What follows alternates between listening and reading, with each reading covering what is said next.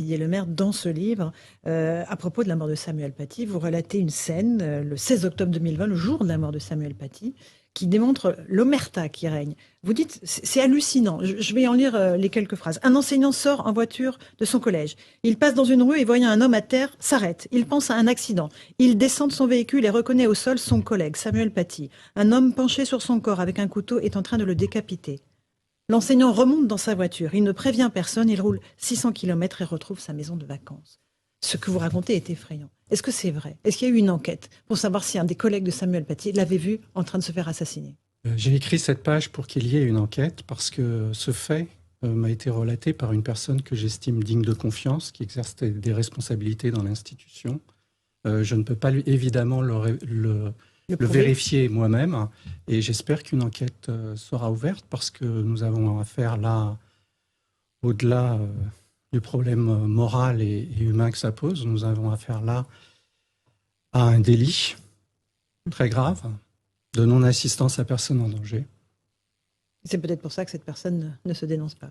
Oui, ce qui est très étonnant, c'est qu'il semblerait que plusieurs personnes dans l'établissement de Samuel Paty soient au courant de ce fait.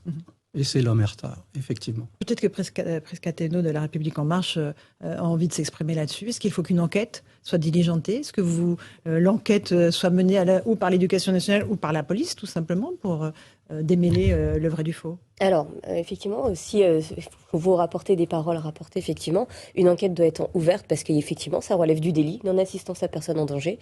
Bien, on connaît en plus l'issue de cet acte. Bien évidemment, ça doit mener à une enquête et j'imagine que ça a été mis en cours. Si ce n'a pas été fait, il faudrait que ce soit fait. Maintenant, ce que j'aimerais apporter, et ça n'enlève en rien l'atrocité de ce que relève le drame qu'a vécu Samuel Paty en étant décapité parce que professeur, parce que défendant nos valeurs de liberté d'expression. J'aimerais juste permettre de nuancer. Parce que, effectivement, je pense qu'il faut faire attention à ne pas venir, et vous êtes un professeur, et je salue votre courage de venir encore aujourd'hui témoigner de tout cela, venir remettre en cause complètement l'institution. C'est quand même l'éducation nationale. Il y a énormément de professeurs, de maîtres d'école qui sont volontaires, qui y vont, qui ne lâchent pas du dernier au premier jour. Maintenant, ce que je suis en train de dire, je vous ai très longtemps écouté, et du coup, je vais finir mon propos et vous allez voir que ça va être très simple. Maintenant, effectivement, ce que ça relève, c'est qu'il y a eu des défaillances en lien avec sûrement une omerta, sûrement une peur, sûrement une crainte, peut-être un peu aussi de non-compréhension d'où ça pouvait aller, parce qu'on voit que c'est une escalade. Dans le cas de Samuel Paty, on voit très bien comment ça va. Et donc oui, dessus, il faut que tout le monde soit absolument responsable de ce qui se passe. Et je rajoutais pour demain, ne soyons pas à notre tour hypocrites. On aurait pu dire de façon très simple, par rapport à tout ce qu'on vient de dire sur ce plateau, il y a obligation demain de rendre hommage à Samuel Paty à 9h pétante. Est-ce que ça aurait été réellement fait dans tous les établissements de France et de Navarre?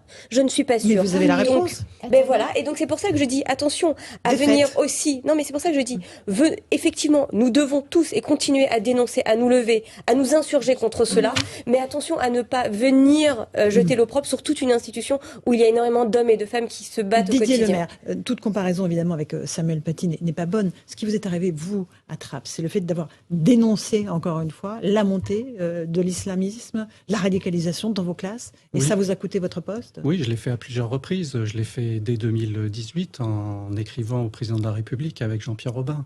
Mon combat est d'abord celui de mes élèves. Je cherchais à protéger mes élèves. Ensuite, j'ai dû me positionner aussi en tant que citoyen parce que c'est tout notre pays qui est attaqué. C'est l'école aujourd'hui dans son ensemble, partout sur le territoire qui est attaquée. Il y a aujourd'hui une dizaine d'enseignants qui sont menacés de mort, qui ne sont toujours pas protégés. Ces enseignants m'écrivent aujourd'hui. Ils se retrouvent seuls.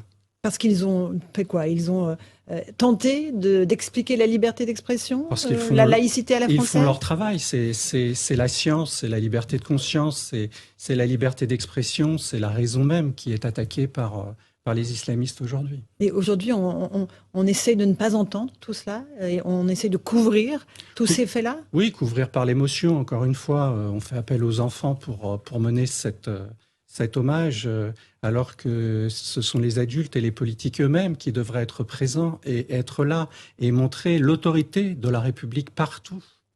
Ce n'est pas le cas aujourd'hui? Non, c'est un renoncement total. Dans tous les quartiers? Un abandon, oui. Oui, à votre bon cœur, Ici, on mettra des fleurs, là, on plantera un arbre. À quoi bon? Rien n'a changé depuis Samuel Paty. Malgré vos mises en garde, malgré toutes les phrases que vous écrivez dans ce livre, vous décrivez la situation à Trappes, mais partout ailleurs.